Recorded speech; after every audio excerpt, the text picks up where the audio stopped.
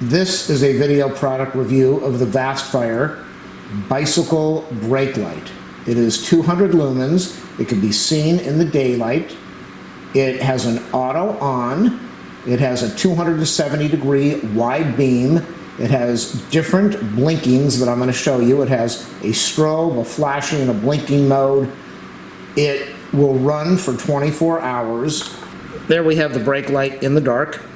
Press the button. You get this beautiful strobe, so you can put this on the back of your bicycle and everybody's going to see you. And the thing about lights is you don't need to just use something like this on a bike. You can use this while you're running, while you're jogging, while you're walking the dog, while you were out at night. You can carry this thing. You can strap it onto something. It comes with some tie wraps if you want to do that. Let's press the button again. We get the nice strobe over there.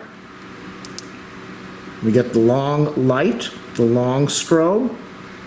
And you're going to be seen at night when you've got this on. Press the button again. You've got that wonderful strobe.